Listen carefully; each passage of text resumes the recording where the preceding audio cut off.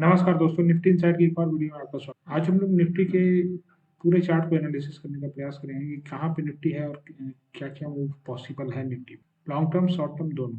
Monthly basis पे अगर आप देखिएगा तो निफ्टी में भी ये पांचवा रेड कैंडल बनने वाला है, ठीक है, फिफ्थ रेड कैंडल। अगर आप निफ्टी में ये 5 रेड कैंडल को देख रहे हैं तो अगर आप मंथली बेसिस पे एनालाइज करोगे तो 2000 के बाद से कभी ऐसा हुआ ही नहीं कि लगातार 5 रेड कैंडल बना हो निफ्टी में। ठीक है, तो हम लोग कहीं ना कहीं एक सपोर्ट के आसपास में है। निफ्टी में एक छोटा मोटा रिट्रेसमेंट तो बिल्कुल ही बनता है। ठीक है, अब मंथली बेसिस पे जब इस चार्ट को एनालाइज करोगे तो एक चीज को देखोगे कि मार्केट जो है काफी 2020 के बाद से एक छोटा मोटा रिट्रेसमेंट, फिर से एक रैली, फिर छोटा रिट्रेसमेंट, फिर रैली, फिर छोटा सा रिट्रेसमेंट, फिर रैली। ठीक है, तो काफी लंबे लंबे मूव्स मार्केट ने शो किया है। तो उसमें अगर ये छोटा सा रिट्रेसमेंट आ रहा है ना तो कोई ज़्यादा पैनिक होने की बात नहीं है। ऐसा नहीं है कि मार्केट में कोई बहुत बड़ा ये आ गया। जब मार्केट इतना बड़ा मूव दिखा सकता है अपवर्ड में तो छोटा मोटा रिट्रेसमेंट तो आ ही सकता है। पहला पॉइंट। दूसरा पॉइंट कि अगर आप देखोगे तो मंथली बेसिस पे तो इस स्विंग का सपोर्ट कहीं ना कहीं इस जगह पे बनेगा। तो मंथली बेसिस पे देखा जाए तो ये एक सपोर्ट, अच्छा सपोर्ट बन सकता है मार्केट का, 21,250 का। ठीक है, ये एक सपोर्ट बन सकता है। अब आते हैं कि क्या व्यू है लॉन्ग टर्म बेसिस पे। लॉन्ग टर्म बेसिस पे जिस तरीके का चार्ट बना हुआ है तो एक छोटा मोटा रिट्रेसमेंट तो मार्केट दिखाएगा, but there is huge possibilities कि मार्केट एक डाउनवर्ड मूवमेंट को ही अभी शोकास्ट करना चाहिए। ठीक है, एटलीस्ट कुछ समय तक तो रहना ही चाहिए, मतलब आने वाला 2 महीना, 3 महीना, 4 महीने तक ये इसी जोन में ही डाउनवर्ड ही मूवमेंट अभी शो करना चाहिए, ऐसा चार्ट को देखने से बिल्कुल लगता है। ठीक है, मान लीजिए अपवर्ड मूवमेंट होगा भी ना तो कोई फास्ट एंड फ्यूरियस मूवमेंट नहीं होगा जिस तरह से पहले हो रहा था। तो उस चीज को होने के लिए मुझे लगता है कि कम से कम 1 साल तो लग ही जाना चाहिए। अब यहाँ से क्या सोचना है, वीकली बेसिस पे आइएगा तो ज्यादा क्लियरिटी आएगा। अगर मैं वीकली बेसिस पे चार्ट को बोलूँ तो चार्ट अभी भी वीक है। अभी भी चांसेस है कि मार्केट अभी और भी नीचे आ सकता है। तो मार्केट का पहला सपोर्ट कहाँ बन सकता है? पहला सपोर्ट देखो ये बन सकता है, दूसरा सपोर्ट ये बन सकता है। ठीक है, और तीसरा ये। तो हम लोग 3 लेवल्स को मार्क करके रखते हैं। एक है 22,400 के करीब का, दूसरा है आपका 21,700-800 तक का, और फिर तीसरा है आपका 21,300। ठीक है, यही यही 3 लेवल हम लोग का रहेगा वीकली बेसिस पे। अपसाइड में मैं ज्यादा कुछ एक्सपेक्ट नहीं कर रहा हूँ अंटिल इसको ब्रेक नहीं करता है मार्केट।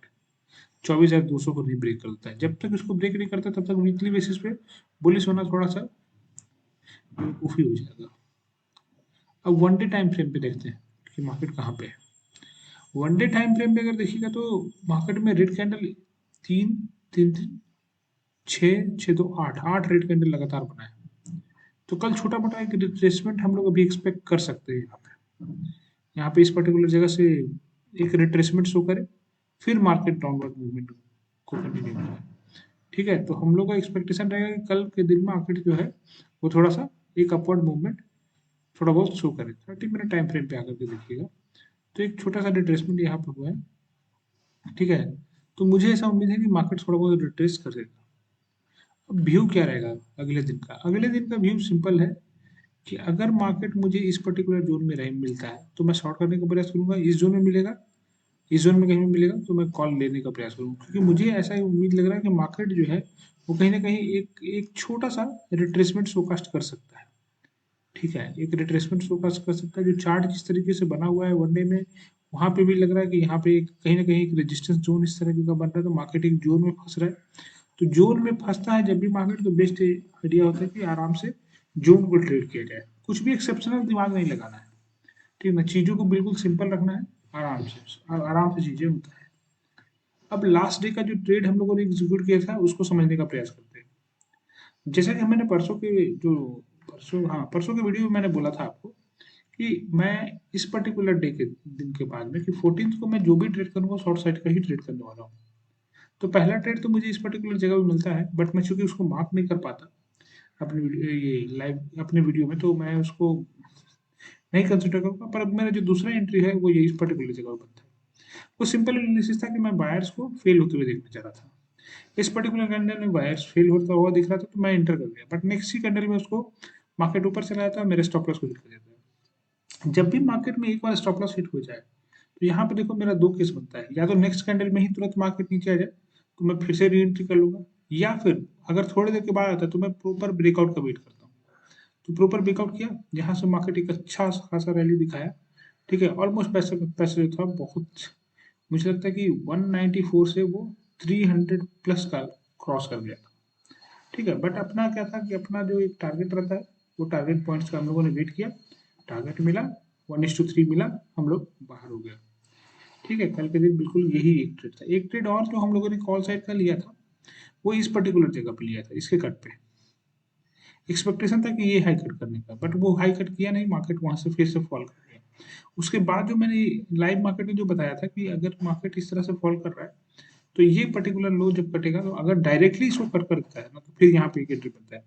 यहाँ पे एंट्री इसलिए बनता है क्योंकि सारा का सारा बायर्स ट्रैप हो जाता है, जो भी बायर्स यहाँ से पुश करने का प्रयास करते हैं प्राइसेस को, वो कंटिन्यू नहीं कर पाता है, ठीक है। जब भी इस टाइप का सिनेरियो बनता है ना, जहाँ पे पूरा का पूरा, वहां पे चांसेस रहता है कि मार्केट उसी डायरेक्शन को फॉलो करता है, ठीक है। यही था। उसके बाद में एक ट्रेड यहाँ पे बना था, बट मैं सिस्टम को चूंकि बंद कर चुका था। ये सिंपल ट्रेड था डब्ल्यू पैटर्न पे, ठीक है। यहाँ पे एक डब्ल्यू पैटर्न बन रहा था, और यहाँ पे चूंकि हम लोग का प्रॉफिट हो चुका था, तो मैं सिस्टम को बंद कर चुका था, नहीं तो ये ट्रेड को मैं पक्का एग्जीक्यूट करता, क्योंकि ये एक छोटा सा स्टॉप लॉस बनता है, यहाँ से काफी अच्छा मूवमेंट मार्केट ने शो कर चुका, ठीक है। तो अगर कहीं आपको डाउट होगा तो कमेंट करके पूछिएगा। देखिए, समझने पे ध्यान दीजिएगा, जो भी मैं चीज़ों को बता रहा हूँ बिल्कुल सिंपल रख के बता रहा हूँ, कोई बड़ा चीज कुछ भी नहीं, एकदम सिंपल चार्ट रेटिंग कैसे किया जाएगा, उसी पे हम लोग का पूरा फोकस है। कैसे कैसे करके हम लोग सीखेंगे चीज़ों को, उस पर ज़्यादा फोकस है, ठीक है।